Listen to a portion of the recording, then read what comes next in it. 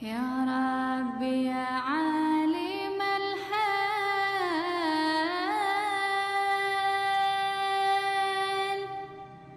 إليك وجهت الأمان أشهد أن لا إله إلا الله وحده لا شريك له وأن محمدا عبده ورسوله. قال الله عز وجل: يا أيها الناس اتقوا ربكم الذي خلقكم من نفس واحدة وخلق منها زوجها وبث منهما رجالا كثيرا ونساء واتقوا الله الذي تساءلون به والأرحام إن الله كان عليكم رقيبا. وقال عز وجل: يا أيها الذين آمنوا اتقوا الله حق تقاته ولا تموتن إلا وأنتم مسلمون. وقال تبارك وتعالى: يا أيها الذين آمنوا اتقوا الله حق تقاته يا أيها الذين آمنوا اتقوا الله وقولوا قولا سديدا يصلح لكم أعمالكم ويغفر لكم ذنوبكم ومن يطع الله ورسوله فقد فاز فوزا عظيما. فإن خير الحديث كتاب الله وخير الهدي هدي محمد صلى الله عليه وسلم وشر الأمور محدثاتها وكل محدثة بدعة وكل بدعة ضلالة وكل ضلالة في النار. Ikhwah sekalian, di kesempatan sore ini alhamdulillah saya bisa bersilaturahmi ke daerah Blora, ya, di mana daerah tempat banyak cerita, baik itu tentang sebelum Islam maupun setelah Islam.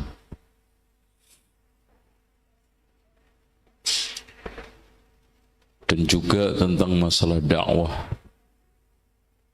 Okay. Sudah lama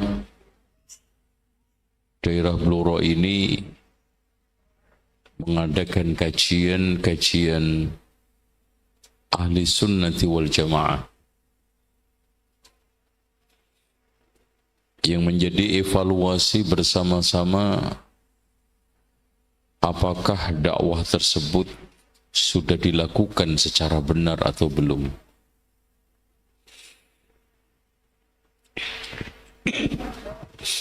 Memang Allah tidak pernah menanyakan apakah sudah berhasil atau belum. Karena hasil itu di tangan Allah.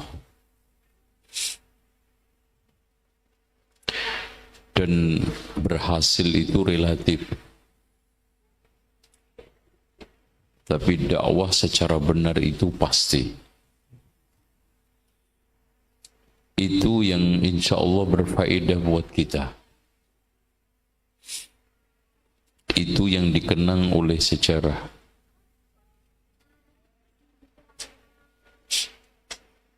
Dan perlu diketahui seperti yang dikatakan oleh Kiai Haji Ahmad Dahlan, Allah menjamin Islam tidak akan hilang dari bumi persada ini. Tapi Allah tidak pernah menjamin Islam tidak hilang dari Indonesia ini.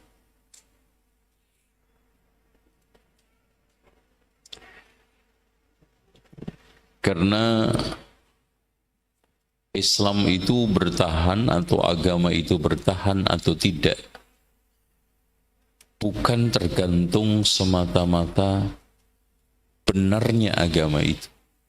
Saya yakin, dan ini merupakan keyakinan mendasar, bahwa inna ad-dina 'indallahil Islam. Itu nggak bisa diganggu gugat.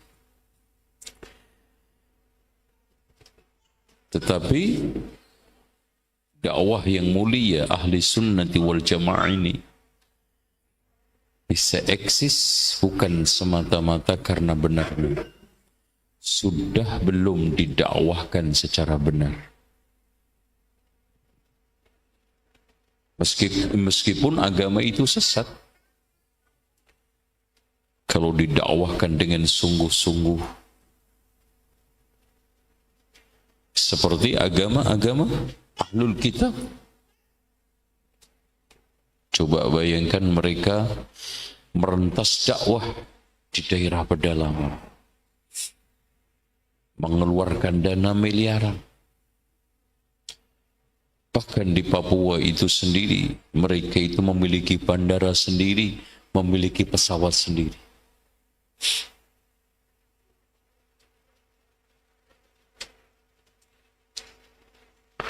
Mereka rela digigit nyamuk malaria. Mereka dengan tulus mendakwahkan agama yang di dalam keyakinan kita adalah sesat. Yang Allah katakan, in takunu ta'lamuna fa innahum ya'lamuna kama ta'lamun walakinnakum tarjuna minallahi ma la yarjun. Kalau kalian memperjuangkan agama ini sakit, berat, mereka juga mengalami sama. Ya. Mereka di dalam medan juang itu ia mengalami sama. Tapi kalian berharap surga, mereka tidak.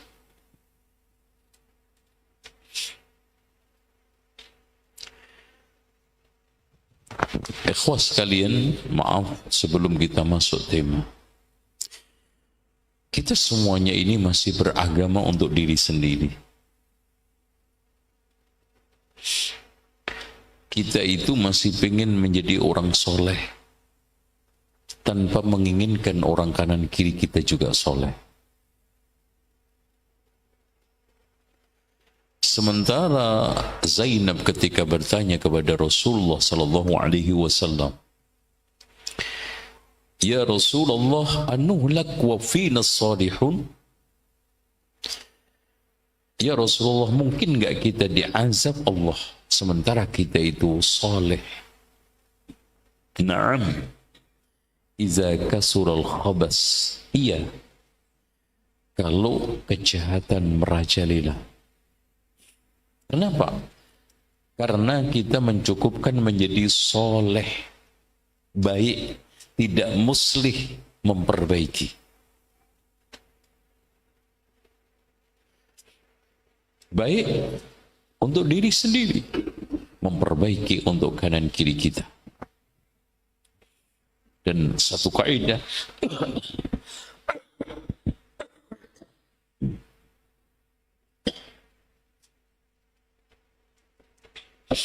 ada yang panas nggak mas? Syukur-syukur yang kayak gitu.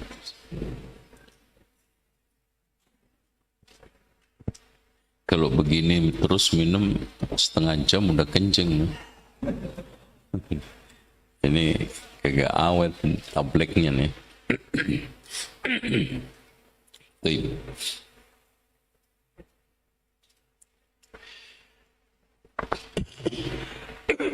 Ya maaf, bukunya di online, jadi ngajinya sekarang sudah pakai HP ya.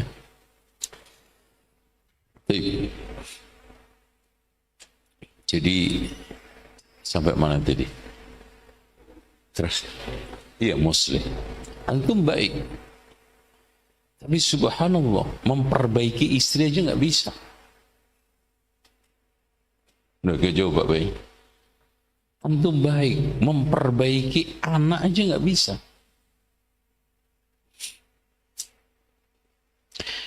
Makanya ada satu kaidah, idza qallal munkir kasural munkar.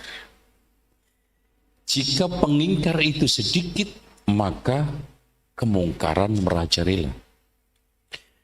Wa idza kasural munkir, kalau yang mengingkari itu banyak, qallal munkar, kemungkaran menyedikit. Nah, di sini. Nah, bicara masalah dakwah. Nah, ini dakwah Wali Songo. Berarti ada berapa kata ini? Yang bikin siapa nih? Coba unjuk gigi coba.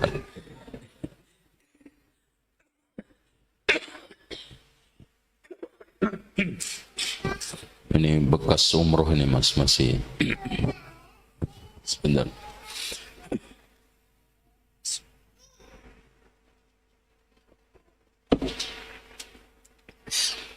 Sekarang kita uraikan satu persatu dakwah, kemudian Wali Songo, kemudian baru kita menjelaskan hakikat daripada dakwah. Dakwah itu mengajak, memotivasi, memanggil urusan kebenaran dan kesesatan, sehingga aliran sesat pun berdakwah, ya enggak? Ya, Jahmiyah juga menggerakkan pemikirannya dengan dakwah.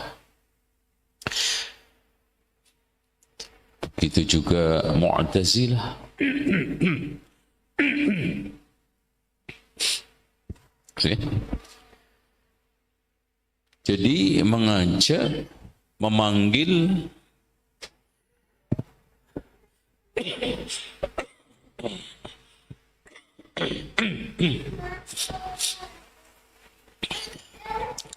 jadi mengajak, memanggil untuk bergabung, itu dakwah, baik kepada kebenaran maupun kesesatan. Justru sebaliknya sekarang di Indonesia ini, mereka-mereka yang sekarang ini menyebarkan pemikiran menyimpang itu lebih gesit, lebih gencar dakwahnya. Bagaimana sekarang ini kaum LGBT terang-terangan ya mengajak kepada pemikiran LGBT-nya. Aliran kebatinan kejawen dan berbagai macam pemikiran liberal, sekuler ya, mengajak. Bahkan mereka menggunakan kampusnya lengkap dengan perkuliahannya, masuk ke kurikulum, mempengaruhi guru besar, dosen, gitu. Makanya tidaklah aneh ada sekarang ini mereka-mereka yang tingkatan profesor, doktor, fobia terhadap Islam. Itu, fobia terhadap Islam. Ya, kita akui, mereka gesit. Ya. Harusnya kita imbangi, kita tidak perlu mempersoalkan mereka kenapa gesit.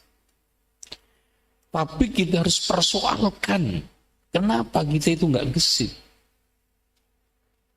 Emang cukup kita itu seperti ini, ngaji, bubar, ngaji, selesai.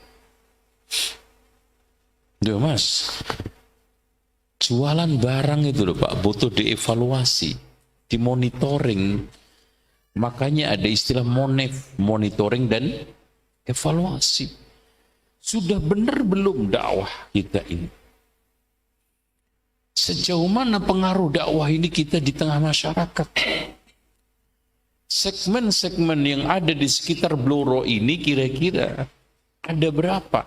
Ada segmen remaja, ada segmen anak-anak, ada segmen orang dewasa. Dewasa ini juga secara global ada ibu-ibu, ada emak-emak, ya sama sebetulnya. Kan? Cuman kalau ibu-ibu rada baik, kalau mak-mak rada cerewet gitu. Itu bedanya mama sama ibu.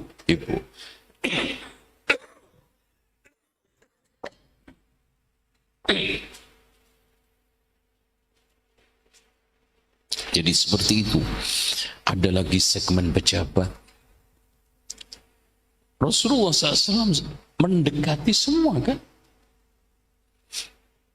Sampai ditegur oleh Allah abasa wa tawalla kan ketika itu mendekati para punggawa Quraisy. Ini semuanya adalah Rasulullah SAW kerjakan untuk memajukan dinul Islam. Makanya Allah memuji Rasulullah, laqad ja'akum rasulun min anfusikum azizun 'alaihi ma 'anittum. Siapa yang bisa mengartikan azizun 'alaihi ma 'anittum? Siapa yang bisa? Dapat 500.000 dari pengurus. Nah, iya, masuk saya. Nah, yang udah datang udah susah-susah ke sini. Ayo silakan. Di sini banyak bandar burung, bandar. Yang penting nggak ada bandar togel ya.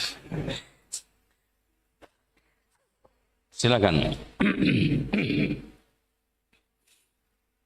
Rasulullah Shallallahu Alaihi Wasallam itu rela bersakit-sakit diri demi kebahagiaan dan kesenangan kita. Susah. Jadi Rasulullah itu susah, Pak. Itu. Coba antum lihat susah suka dukanya Rasulullah berdakwah. Beliau itu jarang nanak nasi.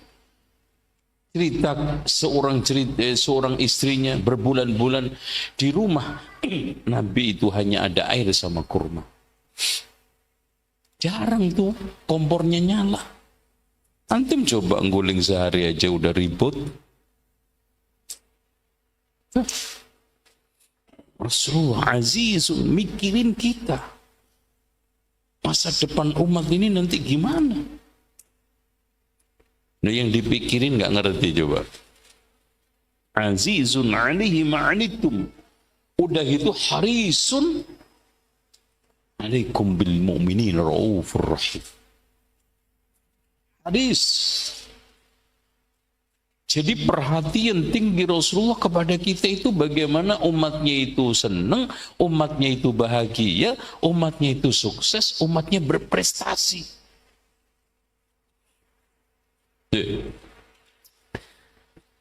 Nah kita sekarang ini lanjutin, lanjutin dakwah. Semua kelompok yang ada di sekitar kita ini mengajak, mengajak. Ada yang pakai organisasi. Bahkan ada yang plus pakai kekuasaan dan ada yang pakai biaya Masya Allah nggak tanggung-tanggung, bukan hanya puluhan, ratusan juta, miliaran. Masya Allah. Di sini saya tanya, anggaran dakwah di masjid ini setahun berapa? Berapa? Ada 100 juta enggak? Coba surga itu 100 juta aja enggak, coba bayangin. Sementara mobil Innova paling murah haji itu berapa? Itu coba mikir enggak? Padahal mudah. Di sini kita hitung yang real sajalah, ahli sunnah wal jamaah. Jamaah kita di sekitar Bluro ini ada berapa orang sih? Yang real, yang nyata berapa sih? 100, oke lah. Coba ambil setiap bulan 1.000. 100.000, subhanallah. Apalagi 2.000. Sebulan. kali 12. Mudah, Pak. Nyari dana itu mudah. Cuman kemauannya, amanahnya yang tidak mudah. Ini enggak. Baik. Dakwah berarti mengajak, memanggil untuk bergabung kepada Islam dengan memeluknya. Kalau masih non-muslim, memotivasi, ya, merayu, ya, mengambil hati agar kembali kepada kebenaran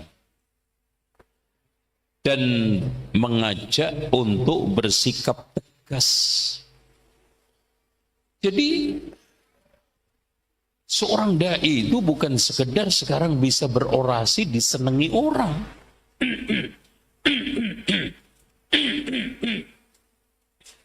Karena ngajak orang untuk bersikap tegas itu nggak gampang. Sehingga seorang dai itu dituntut kalau ini halal, halal, kalau ini haram, haram. Bersikap tegas, bukan keras. Kita tidak anarkis. Kita tidak memaksakan. Afa anta tukrihun nas? Apakah kamu ingin memaksakan manusia untuk beriman? Hatta yakunu mu'minin? Enggak mungkin. Karena la ikrah fiddin. Ya. Bismillah. Mas, antum pernah enggak cerita Asia, istrinya Fir'aun, di tengah kondisi yang sangat-sangat ekstrim, beliau masih bisa berdakwah dan punya pengikut. Coba, kalau untuk ukuran kita, udah pasar, udah nyawil sana, nyawil sini, nyolek sana, nyolek sini, udahlah mas, gak usah keren-keren. Nanti susah, loh. Dakwah kok nggak mau susah, gimana sih? Kalau antum sekarang menyiarkan dakwah, ngajak orang sudah dengan cara yang benar, ngajak orang untuk beragama secara tegas dan menyatukan seluruh umat Islam di atas kebenaran. Resiko antum jalani. Jangan antum pernah berpikir berdakwah itu nggak ada tantangannya. Apalagi berdakwah itu bertabur bunga.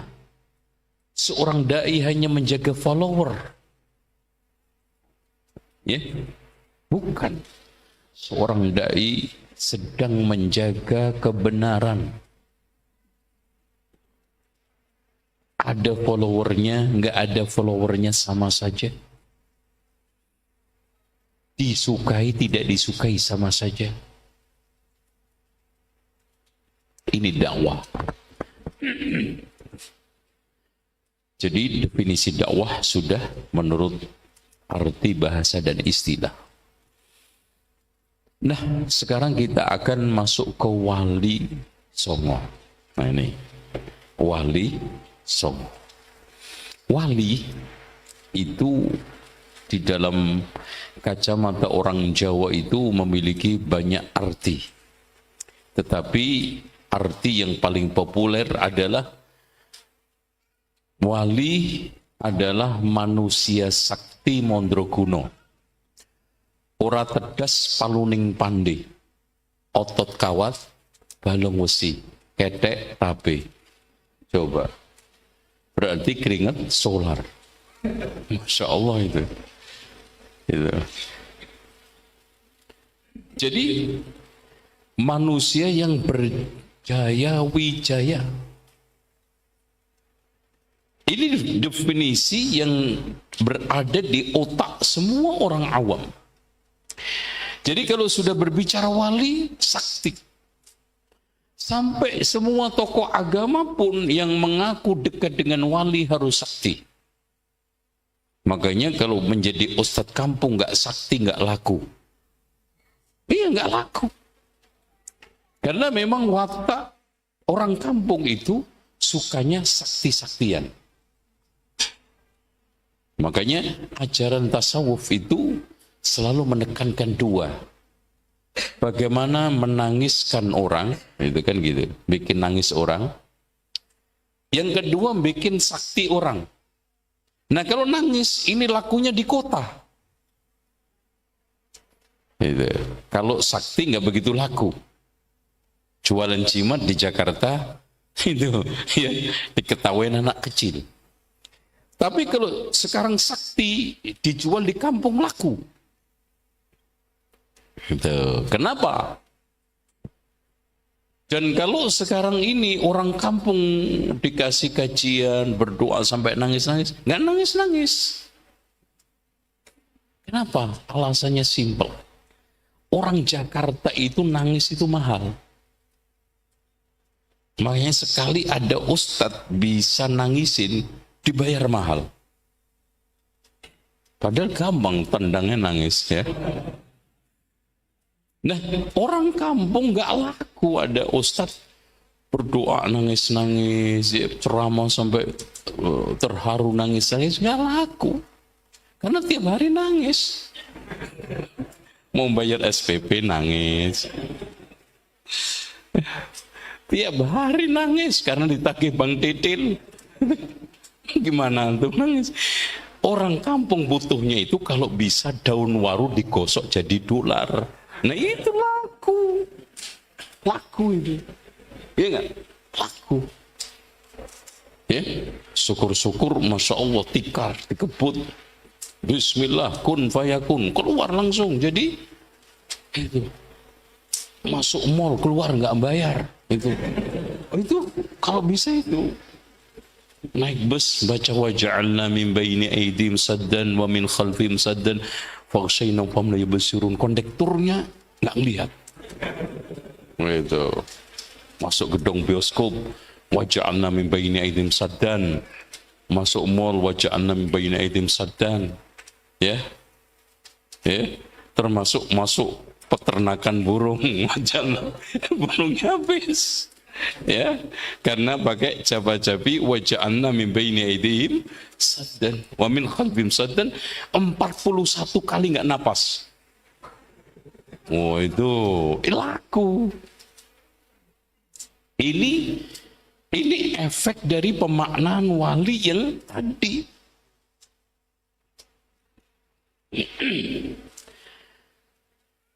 Padahal kalau kita artikan secara Al-Quran dan Sunnah, wali itu kan menurut bahasa itu dekat, cinta. Makanya disebut Allahu waliyul ladzina amanu yukhrijuhum minadh-dhulumati ilan nur.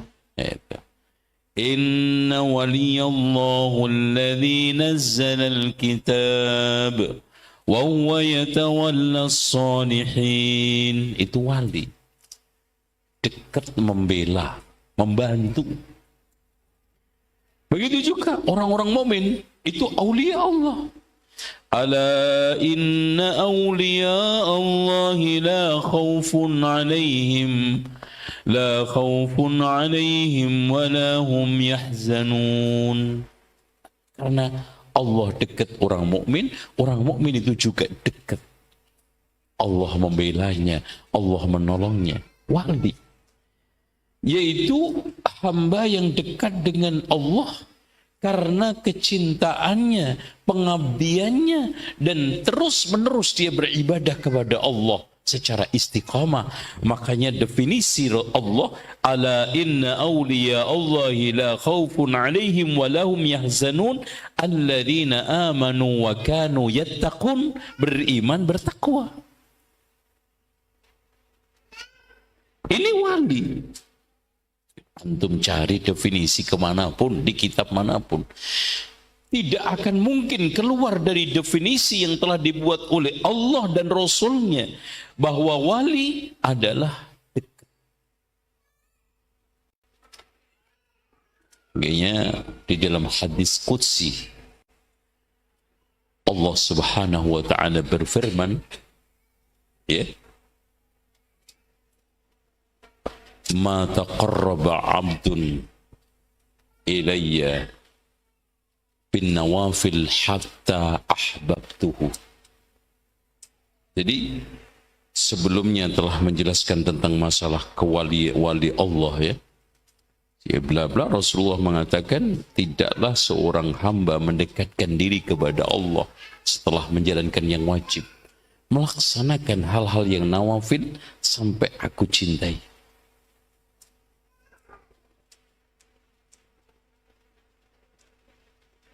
Yang sebelumnya Allah katakan man adali waliyan faqad adzantuhu bil harbi. Siapa yang memusuhi waliku, aku telah mencanangkan perang permusuhan dengan dia. Wali dekat. Makanya inna waliyallahu alladzi nazzala alkitab wa huwa yatawalla salihin. Dan subhanallah, ayat ini memiliki latar belakang cukup baik dengan Umar bin Abdul Aziz. Bagaimana Allah itu menjamin, menanggung, membela, menjaga hambanya, sehingga tidak ada khawatir, tidak ada ketakutan. La khaufun alaihim wa lahum yahzanun.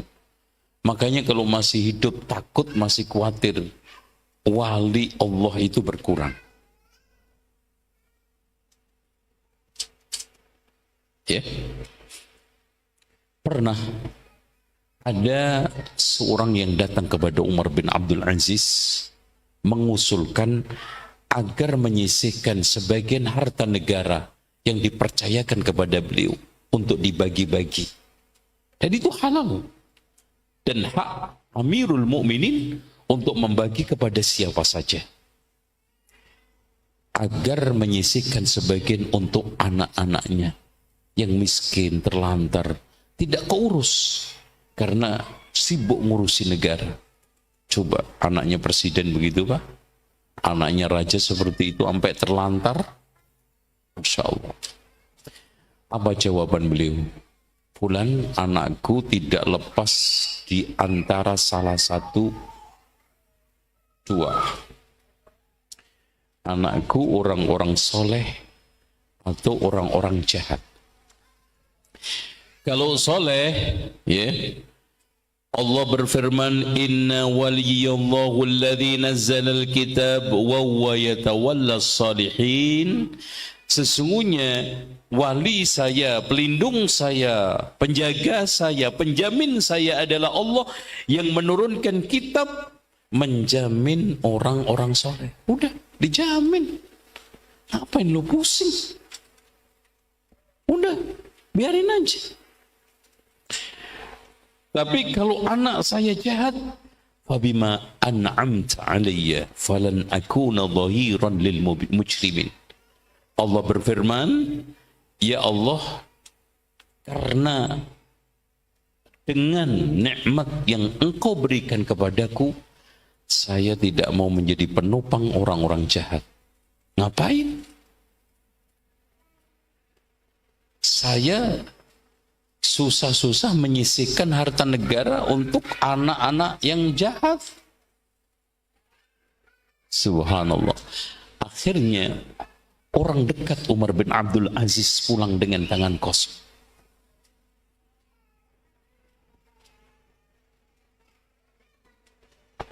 Dan harusnya seperti itu. La khawfun alaihim wa lahum yahzanun.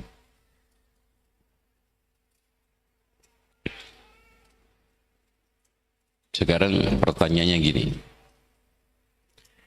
mana yang lebih khawatir, antum kehilangan mobil sama kehilangan sholat? Udah, saya balik gini aja deh. Mana yang lebih, kalau ketika antum kehilangan manisnya iman dengan kehilangan mobil, kehilangan rumah.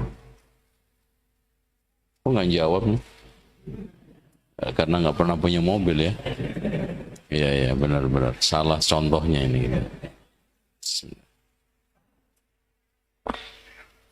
Itu Bang. Oke, wali. Nah, sekarang kita terapkan kepada wali songo. Ternyata ketika kita bicara wali songo, makna wali itu bukan manusia sakti, bukan juga serta-merta kita katakan orang tersebut itu wali Allah, dekat dengan Allah begitu saja.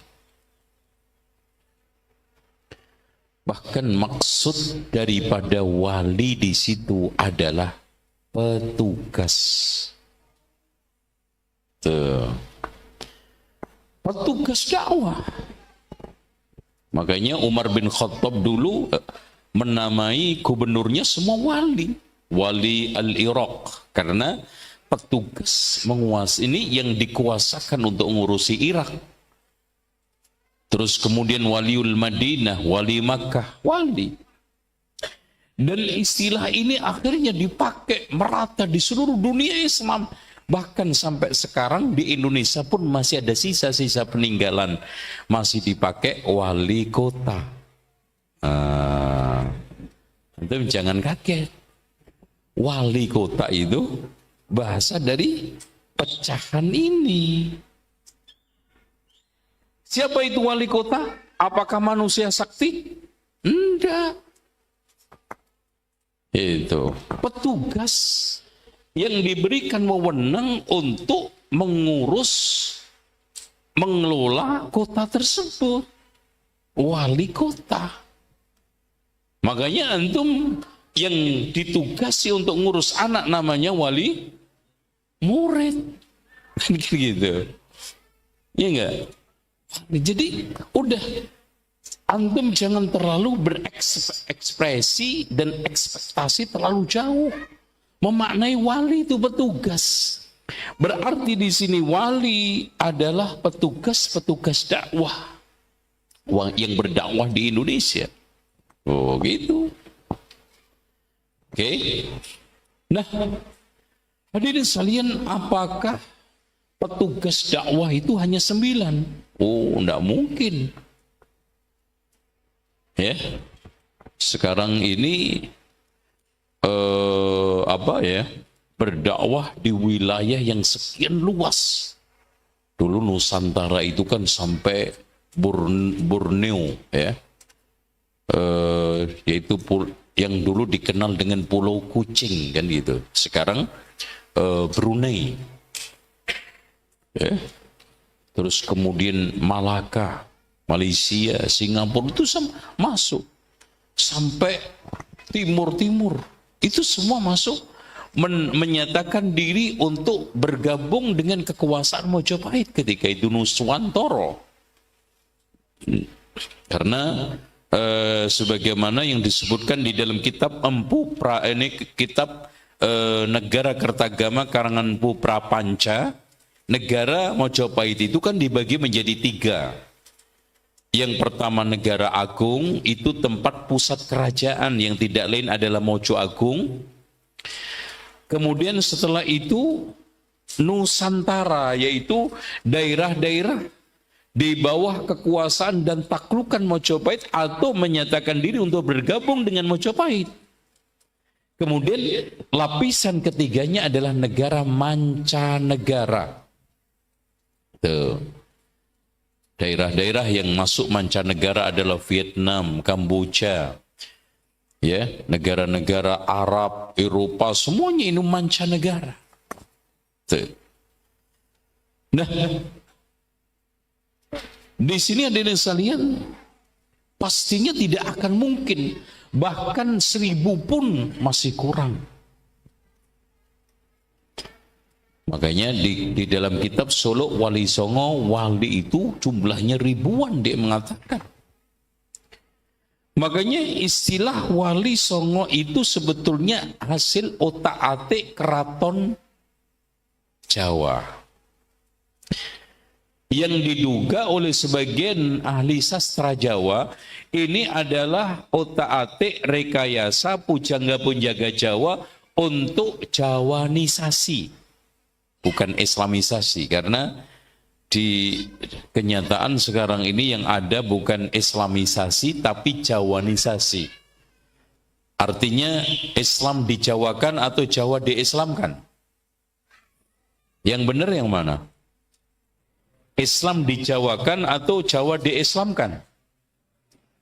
Yang ada sekarang ini Islam dijawakan.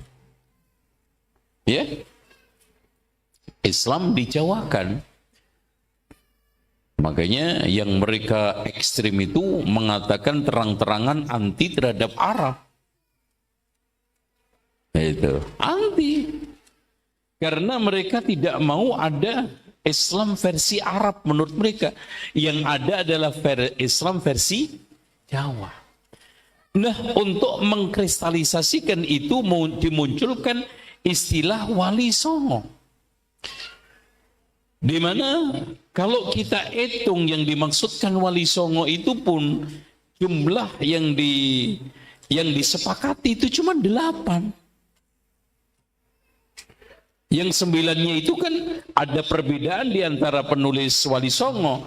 Apakah yang 9-nya itu Siti Jenar atau yang 9-nya Syekh Maulana Malik Ibrahim.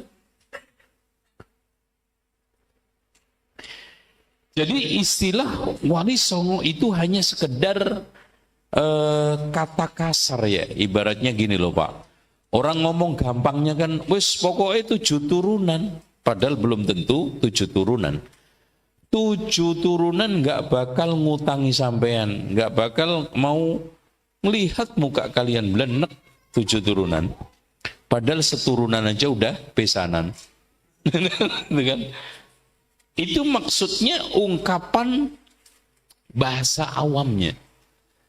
Artinya 7 turunan itu bukan yang diinginkan bilangannya, tapi penekanan kesungguhannya. Itu. Begitu juga 9. Apalagi angka 9 di dalam budaya Jawa itu memiliki atau dianggap angka mistik. Makanya orang-orang Jawa itu nek wis pesongo apa ya? Pesongo itu bulan apa? Ini Jawa hilang Jawa nih kayaknya. Oke, bismillah. Biasanya pesongo bulan apa? Nggak mungkin ruah. Ini karena ngikut apa namanya? Tahun Saka.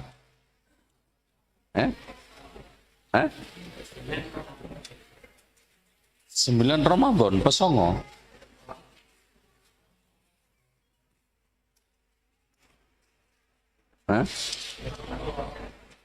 Jadi orang Jawa itu punya hitungan namanya ada tahun-tahun Wawu. Tahun Wawu itu berulang setiap 9 tahun sekali.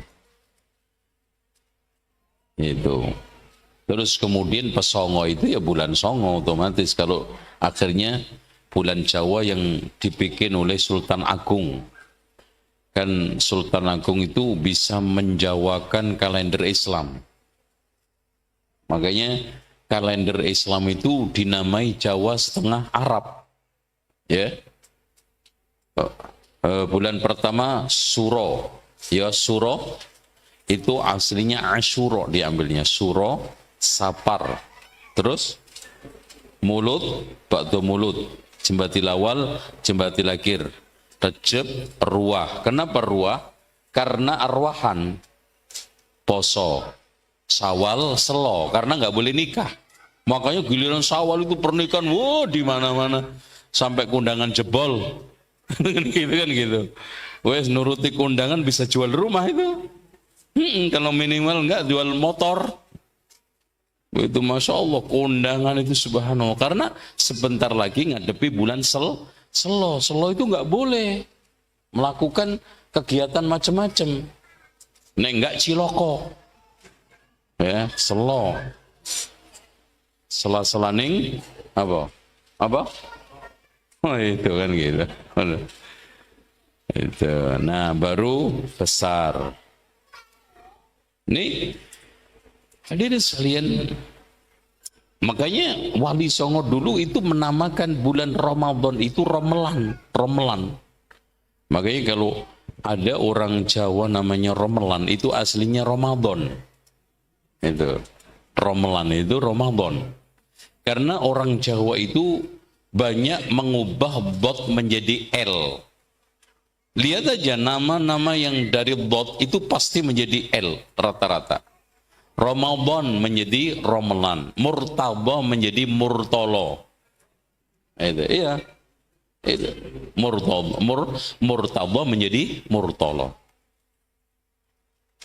Ya, Luhur aja menjadi Luhur, Luhur. Iya enggak? Bener nggak? Di sini juga Luhur. Iya, Luhur. Coba, karena bot sama lo itu rata-rata jadi L, ya, Luhur. Makanya hadirin sekalian, ada orang yang pernah ngotak-ngatik Gajah Mada itu katanya Muslim. Asli namanya itu Gajah Mada. Gajah Mada. Cuman orang Jawa karena lidahnya itu sulit untuk ngomong Arab, asli akhirnya Gajah Mada. Ya, makanya asalnya Kali Jogo itu bukan Kali terus Jogo. Kali di Jogo enggak, aslinya Kobi. Bot itu berubah menjadi L tadi, dan ini yang benar. Qadhi Zaka. Nama aslinya, gelar tersebut itu Qadhi. Cuman orang Jawa nggak bisa bilang bot, jadi Koli Jaka. Zaka itu artinya, Qadhi itu adalah pemutus, Zaka yang jujur, yang bersih.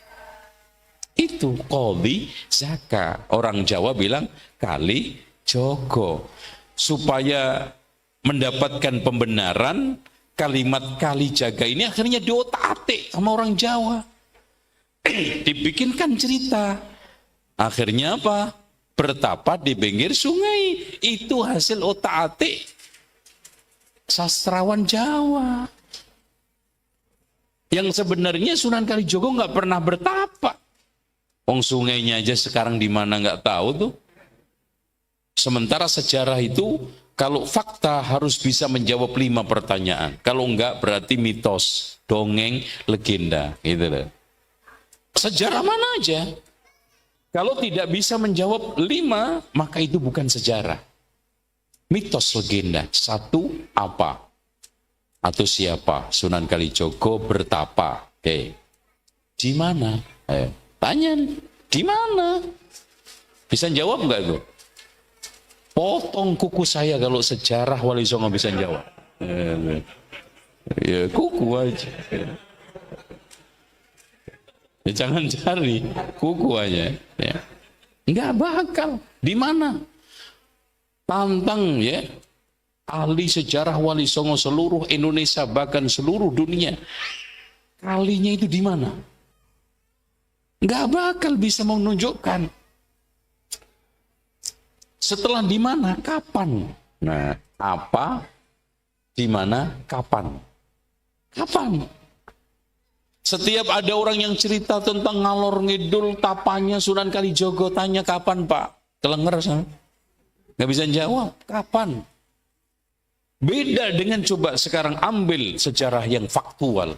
Perang Badar apa? Perang Badar apa? Di mana? Sampai detik ini kita bisa menunjukkan di mana itu Badar. Kapan terjadi perang Badar? Tuh. Terus yang keempat, bagaimana kejadian perang itu? Tuh. Ini penting. Kalau sekarang ini sejarawan di dalam menafsirkan sejarah tidak bisa membuktikan minimal 4 atau 5 tadi, maka tidak akan bisa menjadi sejarawan yang hebat. Yang terakhir adalah kenapa? Ini nanti tafsir itu. Sekarang benar perang Badar. Coba antum cek. Kenapa terjadi perang Badar? Subhanallah, alasannya teruraikan secara jelas. Kenapa terjadi perang Uhud? Sebab-sebab perang Uhud teruraikan di Sirah Nabawi, Masya Allah. Itu sejarah, Pak. Sekarang ada orang sambutan di mana forum menjelaskan tentang sejarah kota mana? Salatiga. Umpamanya Salatiga. Kenapa kota itu disebut Salatiga? Karena ceritanya Pandanarang bersama istrinya. Karena disuruh untuk mengabdi ke pondok pesantrennya Sunan Kalijogo. Dan syaratnya tidak boleh membawa apapun kekayaan kecuali hanya pakaian 1 setel dan bekal secukupnya. Ternyata istrinya curi-curi kesempatan membawa emas dimasukkan ke dalam apa? Bumbung. Akhirnya dibegal di tengah jalan 3 orang. Karena Pandanarang sudah terlalu jauh jalannya, di belakang istrinya ketinggalan, makanya dia dibegal 3 orang, teriak-teriak 3 orang, begal saya, orang salah 3, begal saya, mau maling emas saya. Sejak itu tempat itu disebut Salatiga. Itu. Tapi kita tanya, kapan? Di mana? Itu. Seperti itulah sejarah. Oke. Nih. Gimana Mas? Ngikuti nggak sampai? Oke. Jadi begitu juga sejarah manapun. Apalagi di Indonesia ini subhanallah, sejarah itu banyak cok gali cok. Digali-gali, yang penting cocok. Soal sekarang fakta itu nomor sekian. Contoh aja sejarahnya kota Jember itu ceritanya Ki Kedu tarung kesaktian dengan Sunan Kudus. Kemudian Ki Kedu itu punya peringan tubuh sehingga dia itu bisa naik nampah padi itu. Itu bisa disulap menjadi pesawat ulang-alik. Lebih cepat daripada pesawat ulang-alik. Akhirnya pergilah ke Kudus dari Kedu. Kedu di mana? Ya, Temanggung, pokoknya sekitar Magelang. Coba dalam hitungan menit. Jadi jet itu Pak kalah. Padahal zaman segitu coba bayangkan. Zaman segitu teknologi yang dimiliki orang Jawa sudah sehebat itu, coba bayangkan. Anehnya perang sama Belanda kalah terus. Iya gitu. Harusnya kan menang. Wah, sekarang pesawat yang dinaiki Ki Kedu aja sehebat itu kan. Nah, setelah nyampe ke Kudus, ternyata ditemukan Sunan Kudus sedang asik sholat di masjid.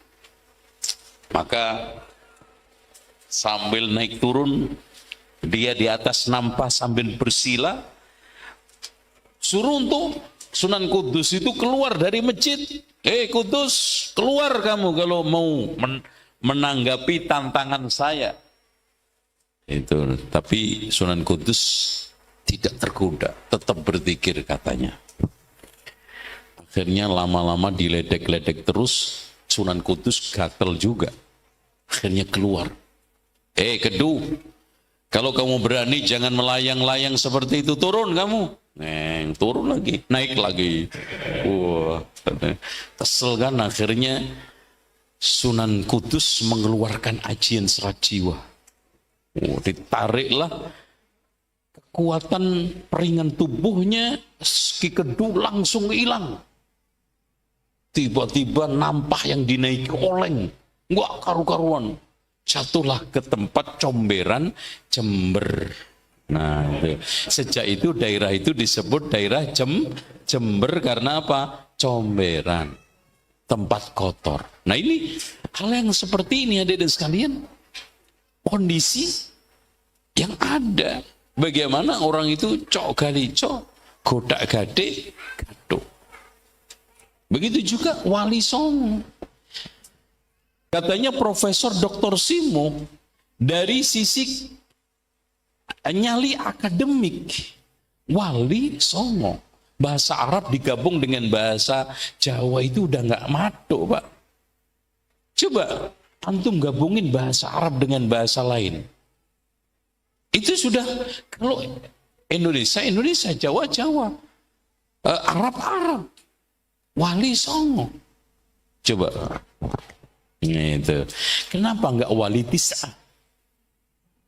Ya Tis'ah kan Wali Tis'ah. Atau sekalian aja, apa? Orang suci, repot juga ya. Orang suci, orang sakti 9. Ya.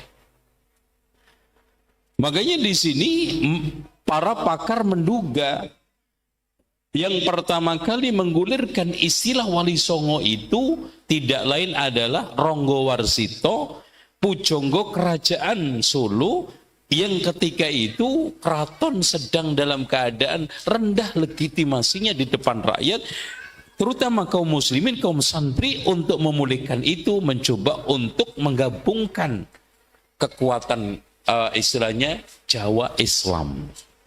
Islam diwakili wali, Jawa diwakili orang-orang pujangga keraton. Yang Ronggo Warsito itu nama aslinya adalah Ki Burhan, Bagus Burhan, yang pernah mesantren di pesantren Ki Kasan Beseri. Kasan Beseri ini pondok pesantrennya di Ponorogo. Yang makamnya sampai sekarang masih ada, yang kemarin pernah dikunjungin oleh beberapa pejabat, diantaranya Pak Anies. Ketika kunjungan ke mana, ke kantor atau ke ini, mampir lihat itu. Kasan Basri, sebetulnya Al Hasanul Basri, cuman orang Jawa nggak bisa ngomong gitu, jadi Kasan Basri. Kasan Basri, iya. Jadi nama-nama Arab Jawa itu banyak yang kacau, diantaranya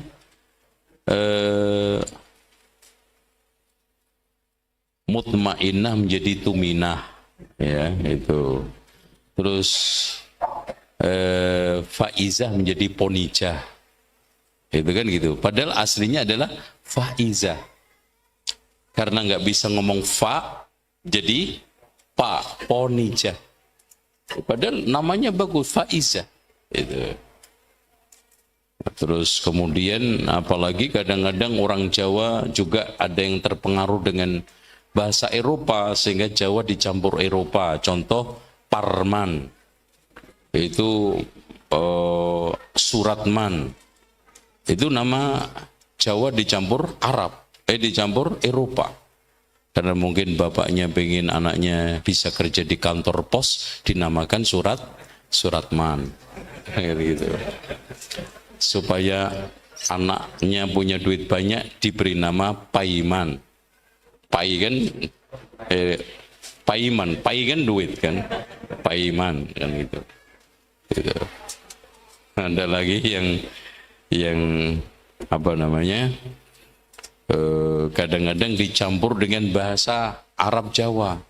Itu ada yang ngatno, ada yang ngatman, ada yang macam-macam. Ngat itu kan dari ahad, man berarti Inggris, ngatman. Oh coba Arab Inggris ini kan, ini sudah perpaduan lintas ini lintas bahasa.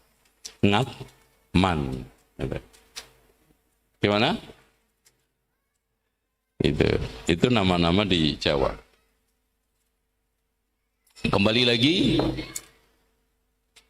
ikhwas sekalian, tadi saya menyoal kaitannya dengan Gajah Mada.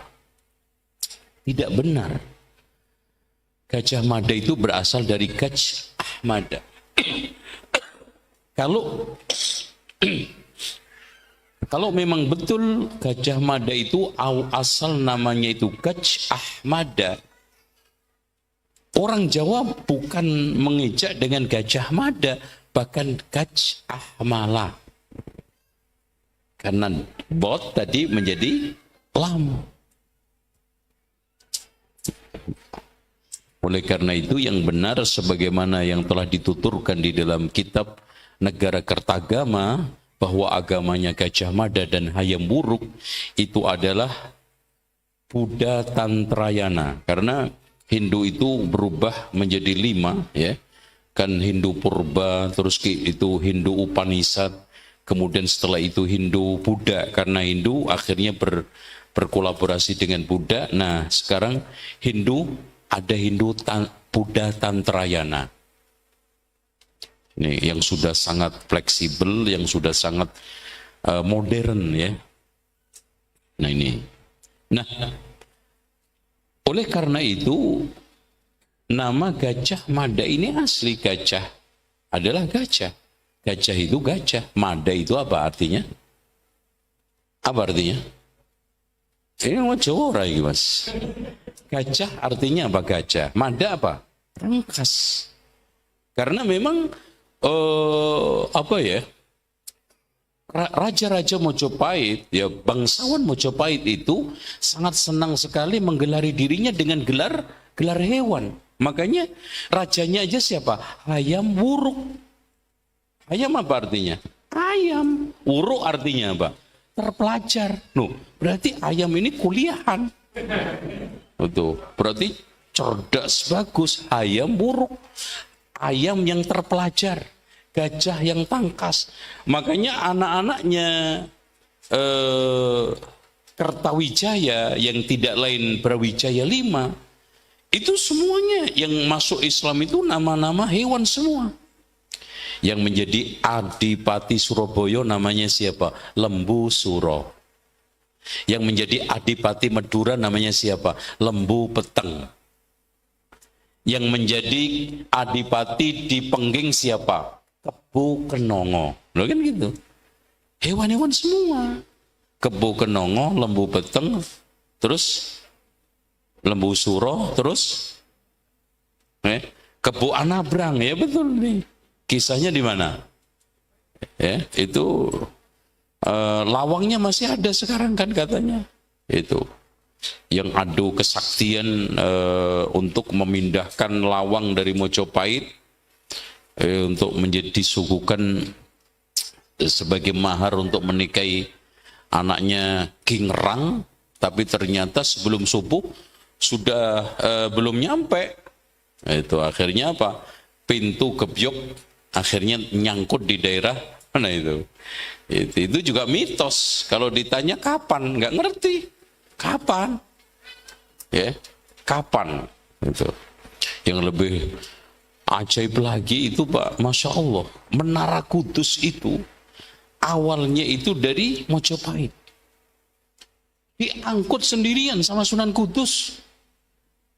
Hebat nggak? Dengan cara apa? Dikecilkan. Kecil banget. Kemudian setelah itu dimasukkan ke sapu tangan. Ditenteng. Coba. Nyampe Kudus diolor nih. Jadi gede. Masya Allah. Coba bayangkan. Memang orang Jawa itu paling senang sekali cerita-cerita khurafat. Akhirnya muncullah cerita Candi Roro Jonggrang, 1000 patung diciptakan. Berapa? Kurang dari 1 malam. Ya. Sayangnya kurang 1 sudah ayam berkokok. Coba bayangkan, 1000 patung Pak. Coba bayangkan.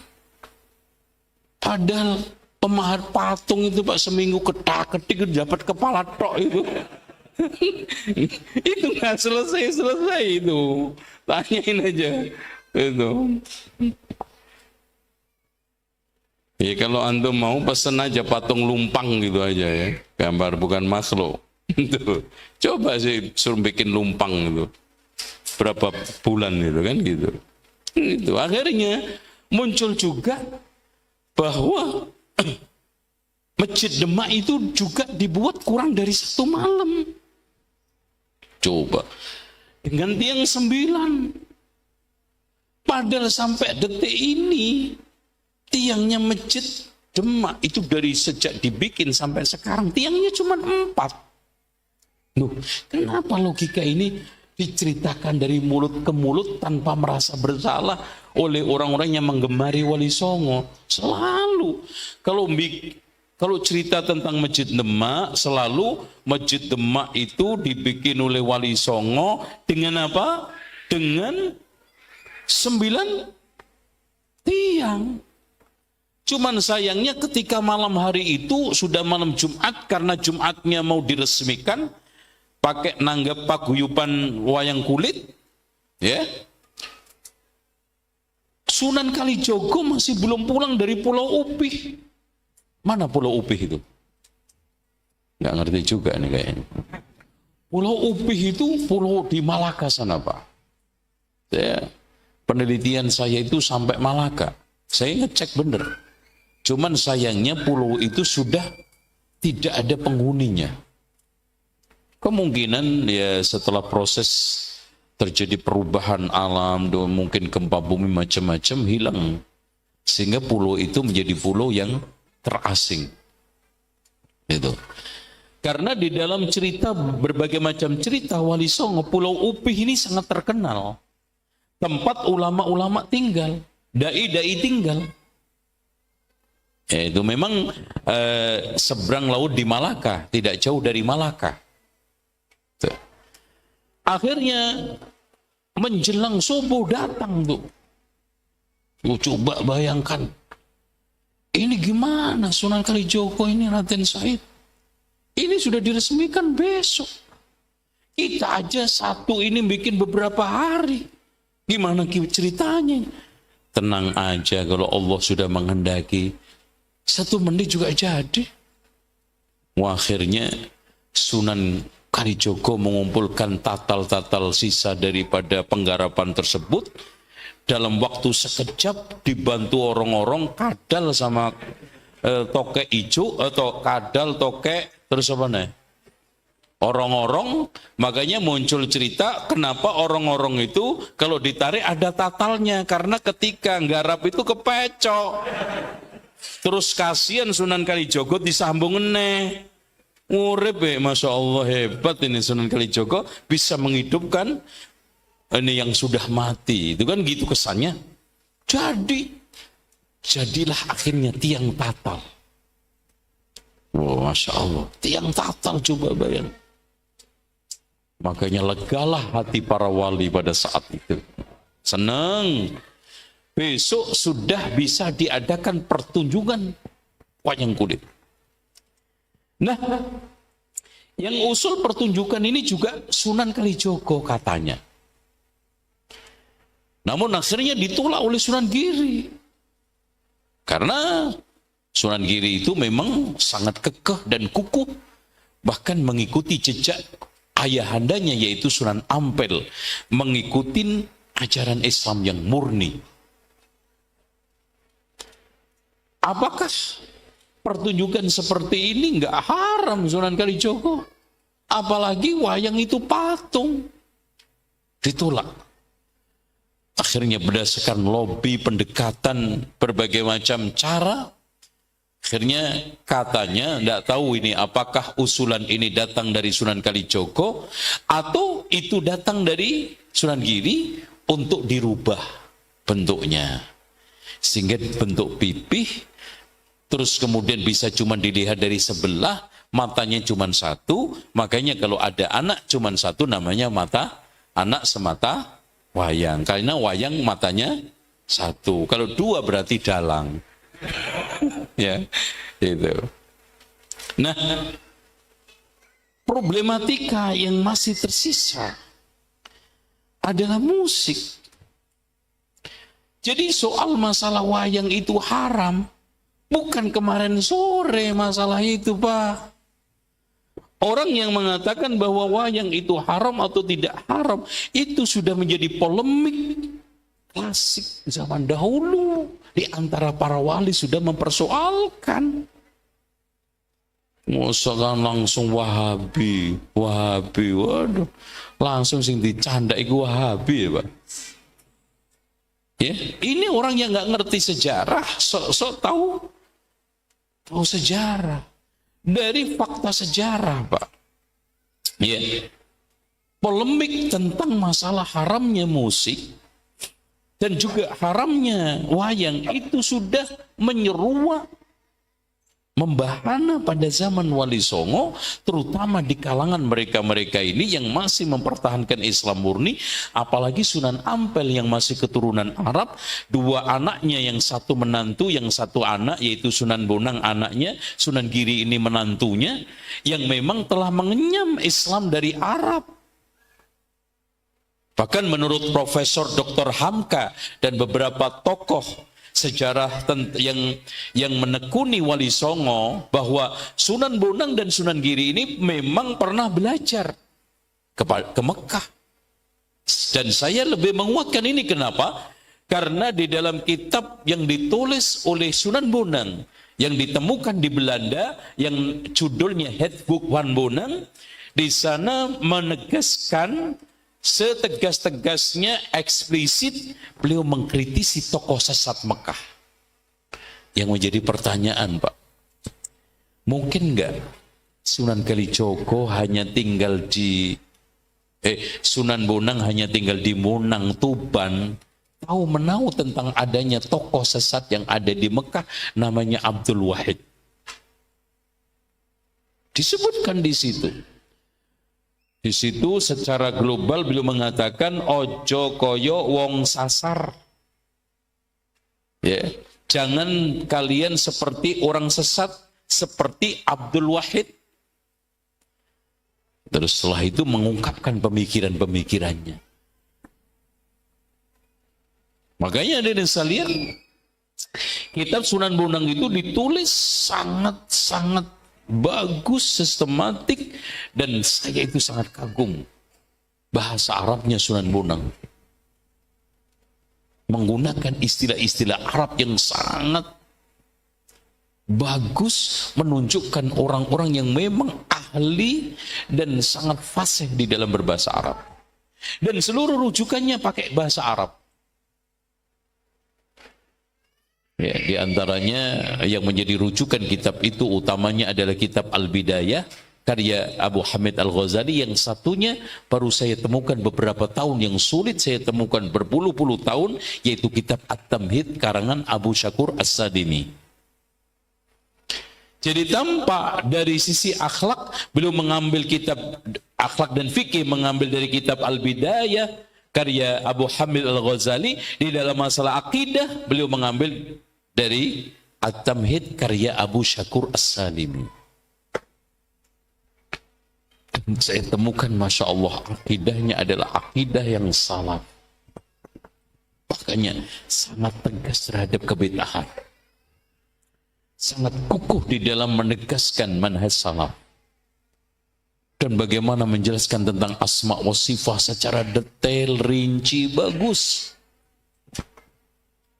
Ya, saya belum pernah mendapati orang Indonesia asli menjelaskan tentang asma wa sifah yang sekelas Sunan Bonang. Ya, bersama kaidah dan dalil-dalilnya. Tuh. Dan yang tidak kalah pentingnya adalah mereka menjelaskan tentang akar bid'ah. Beliau menjelaskan tentang akar bid'ah, kelompok sesat yang menjadi akar bid'ah di dalam Islam itu kurang lebih kalau menurut versi dia 12. Tampaknya beliau itu mengambil dari Abu Hamid Al-Ghazali. Apalagi belum mengkritisi tentang batiniyah, apalagi belum mengkritisi tentang Mu'tazilah. Beliau mengatakan ojo koyo kelompok sasar contone Mutangiyah, maksudnya Mu'tazilah. Karena orang Jawa nggak bisa ngomong ain, ya, ngain, ya. Alhamdulillahirabbil ngalamin, itu kan gitu. Ngalamin apa? Itu kan gitu. Ini kan insya Allah mudah-mudahan setelah selesai kuliah ini ujian ini disertasi, saya akan rilis lagi, saya akan keluarkan karena sebetulnya sudah di tengah jalan. Tinggal selangkah lagi buku yang berjudul Primbon Sunan Bonang. Ini penting sekali untuk diketahui oleh umat. Supaya mereka itu tahu ajaran asli wali itu kayak apa. Dan bahkan menurut penelitian para pakar yang berasal dari Belanda, tulisan-tulisan tersebut asli. Pakai bahasa pertengahan, bahasa Kawi Jawa. Dan yang menunjukkan keasliannya, buku tersebut diakhiri, ini karya pakar ini Pangeran Bonang. Di situ ditulis Pangeran Bonang. Karena mereka rata-rata itu mendapatkan julukan pangeran. Pangeran itu dari pangengeran. Dulu itu dipakai mereka-mereka yang punya turunan bangsawan. Dan Masya Allah, kalau nyebut Sunan Pangeran Sunan Gunung Jati, Pangeran Bonang, Pangeran Kalijogo, berarti mereka-mereka itu memang top. Makanya disinilah ikhwas sekalian kita mencoba untuk masuk nih sekarang, mulai masuk. Nih baru mulai masuk tema nih. Tadi itu mukadimah. Gimana? Masih mau ngikutin nggak nih? Masih sanggup nggak nih? Oke. Nah, hadirin sekalian, mereka-mereka yang datang dari berbagai macam belahan dunia ke Jawa ini semua adalah petugas, disebut dengan wali. Cuma yang dikenal orang Jawa ini cuma Wali Songo. Yang tadi saya sebutkan alasannya. Saya tidak mempermasalahkan itu semua. Tapi yang menjadi catatan begini Pak.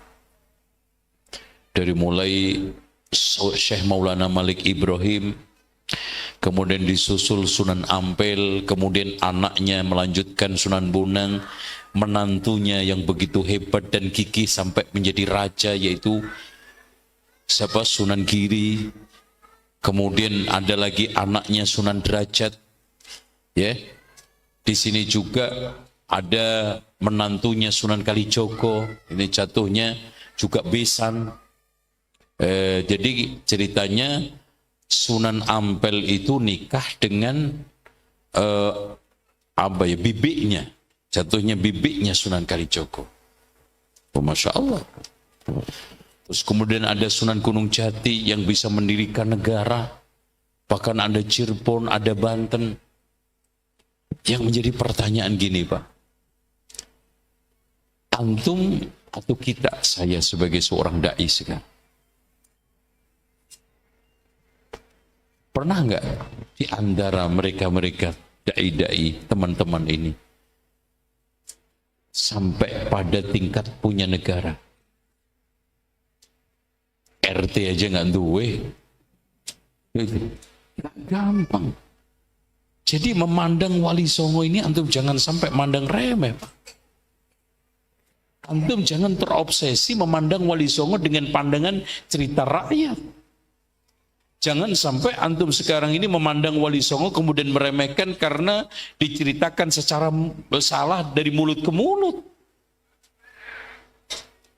Saya katakan menurut fakta sejarah mereka itu orang-orang besar. Coba bayangkan, kita ambil sampel saja Syekh Maulana Malik Ibrahim yang faktanya di depan mata kita. Karena kuburannya ada. Tahun wafatnya jelas. Bahkan dunia luar mengakuinya. Ya, mengakui. Coba datang ke Indonesia ketika itu ada masjid yang bisa digunakan tabligh akbar, Pak. Hah? Kita alhamdulillah enak datang ke Blora ada masjid tabligh akbar. Coba bayangkan. Mereka berhadapan dengan kekuatan yang besar, Hindu-Buddha, yang lengkap dengan kekuasaan dan kerajaannya. Dan membawa ajaran yang baru, bukan hanya baru dianggap sesama agama loh. Sekarang kita membawa ajaran yang dianggap masyarakat baru, sesama Islam aja, pendelak-pendelik. Ini membawa ajaran baru. Kalau mereka ini tidak datang dengan kekuatan diplomatik dan politik dan didukung kekuasaan, nggak mungkin. Makanya menurut pendapat yang sahih, rata-rata para da'i ini adalah utusan diplomatik. Gak mungkin, Pak. Sekarang individu, swasta, orang per orang bisa berkelana dari menyusuri pulau negara satu ke negara lain. Kalau antum bayangkan sekarang, coba pindah dari Malaka, kemudian ke Aceh, kemudian ke Palembang, ke ini, pakai kapal. Kalau nggak bawa bendera negara, Pak, dicaplok oleh perompak. Ngeri juga. Jadi, makanya dari sekalian, kapal-kapal yang terbukti itu adalah kapal diplomatik, adalah kapalnya Cenggu. Gitu. Bahkan kalau kita melihat satu surat Raja Sriwijaya yang dikirimkan kepada Umar bin Abdul Aziz, memberikan satu bukti kuat bahwa dai-dai datang dari Indonesia ini rata-rata adalah misi negara. Nggak mungkin individual ya. Terus kemudian informal, ujuk-ujuk datang. Coba bayangin, Mas. Naik kapalnya aja coba. Gak gampang kan? Kapal itu pasti terlindungi oleh negara. Makanya di dalam kitab atau surat yang dikirimkan oleh Raja Sriwijaya yang kedua, yang tidak lain adalah Indrawarman, kemudian akhirnya masuk Islam, dia mengatakan di dalam surat itu, wahai Raja Islam yang tidak menyekutukan Allah sama sekali, hendaknya engkau utus seorang yang mengajarkan kepadaku tentang Islam. Subhanallah. Dan ajaibnya, Pak, yang merekam surat ini tidak ada satupun sastrawan dan sejarah Indonesia. Melayu nggak ada. Kita bisa menemukan dua surat ini di dalam dua kitab. Satu kitab karya Ibnu Abdul Rabbi Al-Andalusi, Andalusia. Terus kemudian yang keduanya adalah Jahid. Bahkan di dalam kitab Al-Iqdul Farid disebutkan secara rinci, gamblang tentang masalah isi surat tersebut. Tuh. Makanya di sini menjadi pelajaran berat buat kita. Ya. Dan ini termasuk wasiat dari hasil seminar tentang masalah sejarah Islam di Aceh tahun 1978. Bahwa dari seminar itu menyimpulkan keberhasilan Islamisasi di Indonesia, terutama di Jawa, itu berkat kerjasama aktif para penguasa dan para dai yang berdampingan dengan raja. Oleh karena itu, hadirin sekalian, kita sebagai seorang dai ingin berdakwah sukses, jangan sekali-kali menjadi oposisi kekuasaan. Jangan sekali-kali konfrontasi terhadap kekuasaan. Pun begitu, kita jangan sampai juga menjadi pesaing kekuasaan. Sama juga kita jebur ke dalam suatu kawah condro dimuko. Tetapi bagaimana kita itu mendampingi kekuasaan, mengarahkan penguasa, membimbing penguasa. Itu yang dilakukan ulama-ulama di Aceh, di Sumatera, di Jawa. Makanya bagaimana dengan setia Syekh Maulana Malik Ibrahim mendekati Raja Mojopahit supaya masuk Islam. walaupun akhirnya dia tidak masuk Islam, menolak secara baik ajakan siapa? Syekh Maulana Malik Ibrahim, Sunan Ampel yang bibitnya juga masih dinikahi dengan Raja Mojopahit. Jadi ini yang menentukan keberhasilan. Dan yang tidak kalah pentingnya juga adalah kesungguhan di dalam berdakwah, benarnya berdakwah.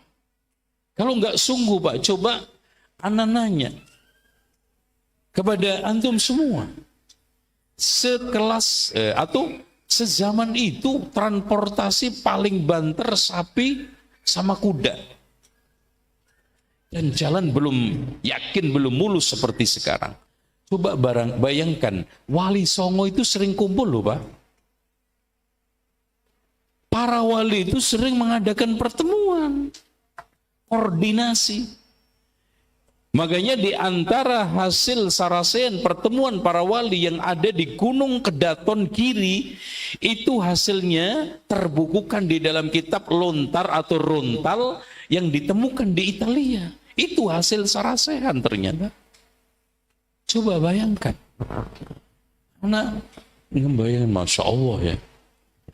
Coba bayangkan dulu, ini kan dulu daerah sebetulnya daerah sering dilalui para wali nih.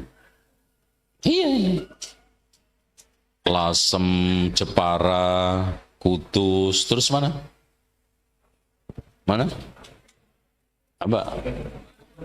Ya, Bluro, Tuban, Lamongan, terus Gresik. Ini semuanya, pokoknya dari Gresik sampai Demak itu dulu daerah kekuasaan, daerah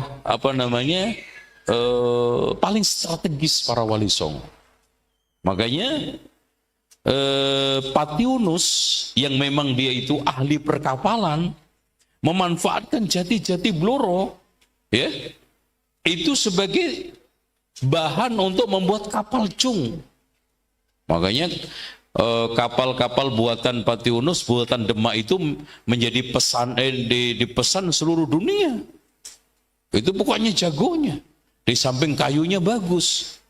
Itu tempat galangannya kan di daerah Jepara, Pati, Lasem. Terus ada lagi daerah sekitar situ. Ya, itu. Makanya ketika dia perang dengan Portugis, Sunan Patiunus itu menggunakan kapal-kapal buatan itu. Itu Masya Allah ya. Karena jatinya memang hebat. Sehingga kalau sekarang ini dapat sisa-sisa itu sisa-sisa zaman dulu.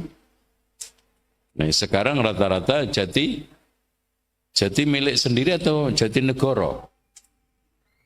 Jangan-jangan negara dewe. Ya. Ya. Nah, ini bahkan Pak, ini daerah Gresik dan seterusnya sampai Demak. Itu dulu kering.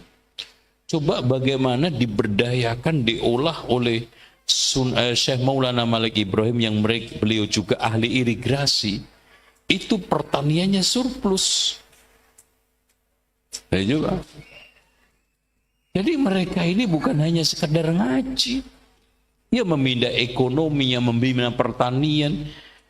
Itulah sehingga dakwah mereka itu berhasil. Tuh ya, wallahu a'lam bishawab. Nah, sekarang dasar atau pijakan jelas dakwahnya para wali songo adalah ud'u ila sabili rabbika bil hikmah wal mau'izatil hasanah wajadilhum billati hi ahsan. Dengan demikian hadirin sekalian, keberhasilan dakwah para wali itu dikarenakan satu al-hujjatul balighah, argumentasi yang kuat. Mereka itu berilmu semua, nggak ada yang ngece-ngece. Apalagi mereka sudah berpengalaman. Antum kalau ingin tahu mereka itu berilmu dan kedalaman ilmunya, antum baca kitab-kitab beliau, di antaranya yang sudah saya bukukan di dalam kitab Fakta Baru Wali Songo. Al-Hujjatul Balighah. Kemudian menggunakan al-asalib al-hakimah. Uslub, metode, cara yang bijaksana. Cara yang bijaksana. Nah, kemudian adalah al-akhlaqus samiyah. Akhlak yang tinggi. Wasiyasatus samihah. Dan siasat yang toleran. 4 pilar inilah yang menyebabkan, yang menjadi faktor keberhasilan dakwah para wali di Indonesia, di Pulau Jawa ini. Wallahu a'lam bishawab. Demikian, kayaknya sudah jam 6. Kurang berapa? Ya, anak kasih waktu 10 menitan untuk tanya jawab. Silakan. Barangkali ada yang mau bertanya, silakan.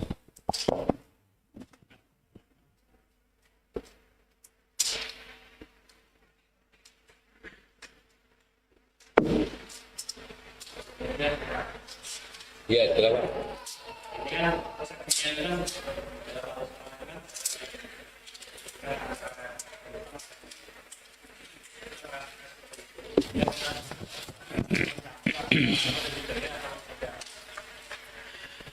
Perlu diketahui bahwa ada kesan wali itu kejawen.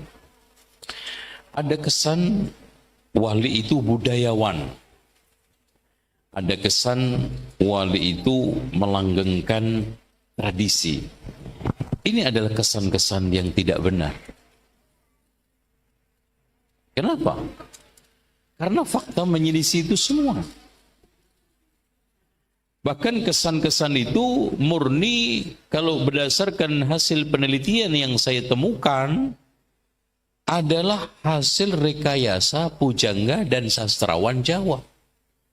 Di dalam rangka Jawanisasi itu dimunculkanlah kesan-kesan bahwa wali itu budayawan, wali itu pemain gamelan, wayang, wali itu juga cinta tradisi budaya, wali itu juga bla bla bla dan yang lainnya. Tuh ya. Dengan demikian kita harus mengusut sejarah ini dan mudah-mudahan antum masih bisa melanjutkan penelitian saya, karena penelitian ini tidak tertutup, tidak akan ada habisnya. Silakan. Ya, peluang kesempatan ada, silakan. Ya, antum bisa meneliti ajaran wali yang sebenarnya kayak apa.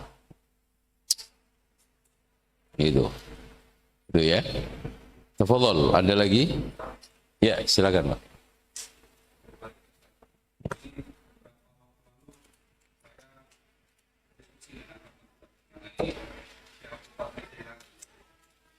Siapa? Oh ya.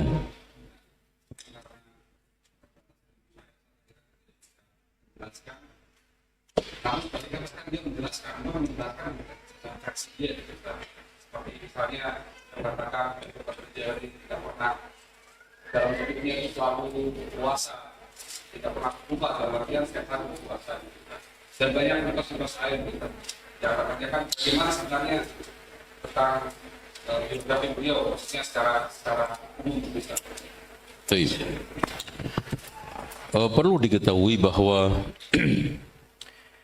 Syekh Abdul Qadir Al-Jailani adalah tokoh sosok ulama bermadhab Hambali, berakidah ahli sunnati wal jamaah.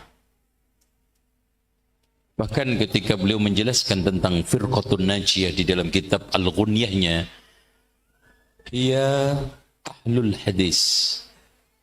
Firqah najiyah tidak lain adalah ahlul hadis. Ya. Nah, siapa yang pertama kali atau siapa yang di antara sekian orang mensosokkan sosok yang mistik?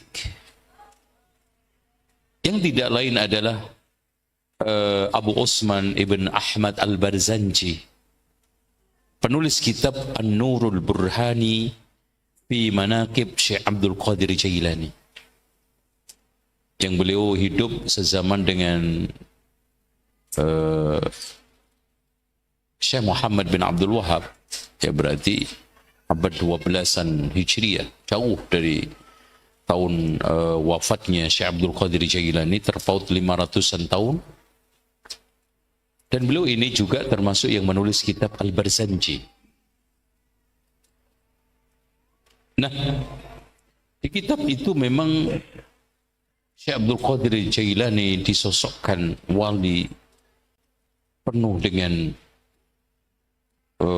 karomah yang spektakuler. Di antara sekian karomah yang diturunkan di situ adalah pernah Syekh Abdul Qadir Jailani sedang wudhu. Ketika wudhu, ternyata ada burung lewat sambil mengeluarkan kotoran. Jadi Syekh Abdul Qadir Jailani ditelai, Pak. Jadi sedang dalam keadaan wudhu di apa namanya? Jadi dikotorin burung gitu. Akhirnya Syekh Abdul Qadir Jailani melihat burung itu langsung jatuh, mati. Seketika burung itu mati. Pernah ada seorang ibu, ya, seorang perempuan janda membawa anaknya yang nakal sekali, ingin supaya bertaubat, belajar kepada Syekh Abdul Qadir Jailani, kata kitab itu. Akhirnya sesampainya di tempat Syekh Abdul Qadir Jailani, Syekh Abdul Qadir Jailani mengambil tulang belulang ayam yang sudah mati puluhan tahun. Maka seketika tulang itu dipegang, kun fayakun, langsung hidup. Langsung hidup. Dan ayamnya tidak main-main, tidak berbunyi kuk-kuk-kuk, tapi la ilaha illallah Syekh Abdul Qadir Jailani waliullah. Coba bayang, kalau ada ayam begitu mahal tuh, buat rebutan orang Blora. Langsung seketika anak tersebut yang rusak, yang bejat, yang enggak karu-karuan, tobat kembali kepada jalan kebenaran. Yang lebih spektakuler lagi, Syekh Abdul Qadir Jailani bertapa. Coba bayangkan, Syekh Abdul Qadir Jailani bertapa sekelas, bertapa di pinggiran lautan Baghdad selama 3 tahun. Ketemu Nabi Khidir 3 kali. Jadi berarti ketemu Nabi Khidir setahun sekali. Ternyata setelah bertapa 3 tahun ketemu Syekh Abdul Qadir Jailani, ketemu Nabi Khidir, maka memiliki berbagai macam ilmu laduni yang sekarang tidak dimiliki oleh semua orang. Hebat, pinter, alim tanpa belajar. Itu ilmu laduni, ilmu pinter tanpa belajar. Akhirnya apa? Pergilah ke kota Baghdad, menantang ulama-ulama ahli tafsir, ahli hadis, ahli fikih untuk debat. Maka ratusan ulama kumpul di majelis. Semuanya dihadapi dengan mudah, dikalahkan dengan mudah oleh Syekh Abdul Qadir Jailani. Kenapa? Karena sebelum debat dimulai, keluarlah cahaya dari dadanya Syekh Abdul Qadir Jailani. Keluar cahaya, menyinari seluruh dadanya para ulama yang hadir di majelis itu. Seketika ulama yang hadir di majelis itu goblok-goblok kabeh. Hilang ilmunya semua, ditarik dengan sinar tersebut. Akhirnya dengan mudah Syekh Abdul Qadir Jailani mengalahkan ulama-ulama ahli hadis, ahli fikih, ahli tafsir semuanya. Karena apa? Ilmunya hilang, disedot sama Syekh Abdul Qadir Jailani. Ini kayak ilmu di lembu sekilan, ya. Subhanallah, ya. Intinya, Pak, innamal ilmu bitta'allum, itu sudah kaidah. Ilmu itu dengan belajar. Nabi Musa aja belajar ke Nabi Khidir, bener kok. Nabi Muhammad aja belajar kepada Jibril. Bahkan wa'allama Adam al-asma kullah. Adam itu mengetahui ini itu. Prosesnya itu ta'lim. Wa'allama Adam al-asma. Kok ini ada orang pintar tanpa belajar? Kan kadang-kadang merendahkan, menghina-hina orang yang belajar. Apaan ilmu kamu, ilmu ahli hadis, ilmu bangkai. Karena riwayat kamu dari fulan-fulan sudah mati semuanya. Beda dengan ilmu kita. Rawa qalbi, hati saya meriwayatkan dari Jibril, dari Rabb. Jadi rawa qalbi an Jibril an Rabbil alamin. Masya Allah, masih hidup semua. Hati saya hidup, Jibril masih hidup, Allah juga maha hidup. Itu baru ilmu jempol. Wa'allamna min ladunna ilmah. Ini semua adalah lelucon, ikauan yang tidak pernah ada faktanya. Ya, yang belajar serius saja, ya Allah, ngapalin susah, ya enggak? Ngapalin Arba'in Nawawi aja dihafal depan hilang belakang, diingat belakang tengahnya bolong, kan gitu, bolak-balik nggak kena. Apalagi kelas sekarang, ya. Kalau zaman dulu para ulama diberikan kemampuan mudah menghafal, sulit lupa. Nah kita sebaliknya, sulit ngapal, mudah lupa. Itu. Apalagi belajarnya udah pada gede-gede begini. Belajar pada waktu kecil seperti mengukir di atas batu. Belajar pada waktu dewasa seperti mengukir di atas enak air, angin. Angin. Kalau air kan masih ada bekasnya itu. Di atas angin itu. Mending air. Dicoret masih ada bekas. Walaupun berapa detik. Ini fakta. Itu loh ya. Wallahu a'lam. Ada lagi.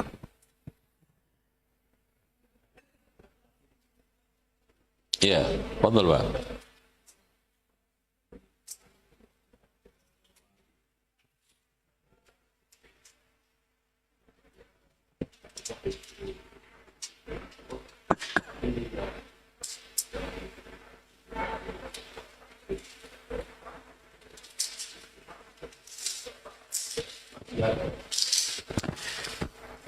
Perlu diketahui bahwa kalau maksudnya wali manusia sakti Mondrokuno, ya ada, tetapi walius syaiton. Kalau wali maksudnya adalah petugas, insya Allah kita semua adalah petugas dakwah, menyampaikan dakwah kepada masyarakat. Kalau yang dimaksudkan wali adalah kekasih Allah, insya Allah. Karena ayat-ayat, hadis-hadis tentang masalah wali Allah, Allah itu wali mukmin itu sangat banyak sekali. Ya. Jika demikian, siapakah wali Allah? Siapakah wali syaitan? Inilah yang harus kita ketahui. Wali Allah berdasarkan kriteria, wali syaitan berdasarkan kriteria. Bukan berdasarkan anggapan atau bukan berdasarkan sekarang ini perkiraan perasaan kita, tidak. Wallahu a'lam bishawab. Sudah qamat ya? Hah? Oh deh. Kok langsung qamat ini? Mengerikan ini. Baik. Saya kira gitu Pak ya. Intinya siapa wali Allah, kriteria utama pertama adalah alladzina amanu, orang-orang yang beriman, wa kanu yattaqun, bertakwa. Iman realisasi keyakinan, takwa bukti dari keyakinan yang terimplementasikan di dalam kehidupan berupa amal soleh, itu takwa. Makanya takwa itu orang yang sanggup menggabungkan antara keyakinan yang nyambung dengan perbuatan. Sehingga para ulama ketika mendefinisikan takwa apa? Takwa ialah menjaga diri dari api neraka. Berarti keyakinan, ini apa? Hati. Dengan menjalankan perintah Allah dan menjauhi larangan, berarti tindakan. Makanya di sini takwa itu tinggi, takwa itu spiritual yang paling tinggi. Sehingga hasil seluruh ibadah, puncak dari seluruh keagamaan adalah takwa. Ya ayyuhalladzina amanu kutiba 'alaikumus syiyamu kama kutiba 'alal ladzina min qablikum la'allakum tattaqun. Ya ayyuhan nasu 'ubudu rabbakumul ladzi khalaqakum wal ladzina min qablikum la'allakum tattaqun. Takwa itu puncak. karir daripada spiritual. Demikian, mudah-mudahan bermanfaat dan insya Allah ketemu lagi di kesempatan yang belum jelas kapannya. Mudah-mudahan apa yang saya sampaikan tidak mengecewakan kehadiran antum dan menjadi ilmu yang bermanfaat dan bisa menjadi pilar dasar kita untuk lebih maju lagi, lebih gesit lagi, lebih greget lagi untuk menyiarkan dakwah yang harus kita sambung. Mau nggaknya mau, karena umur manusia terbatas, tapi umur dakwah sampai kiamat. Caranya apa? Estafet, kaderisasi. Umur kita 60-70, tapi dakwah sampai kiamat. Makanya tidak ada cara yang paling tepat adalah estafet sama kaderisasi. Mudah-mudahan yang dengar ini dari kalangan remaja, ya, pemuda-pemuda ini lanjutkan, ya. Tapi anak bisa mati, semua bisa mati. Bisa aja antum lebih dulu daripada saya, atau anak lebih akhir daripada antum. Nah, kan gitu. Tapi dakwah tidak boleh mati, gitu ya. Apalagi di Bluro ini, masya Allah. Ya. Demikian, subhanakallahumma wa bihamdika asyhadu an la ilaha illa anta astaghfiruka wa atubu ilaik. Wassalamualaikum warahmatullahi wabarakatuh.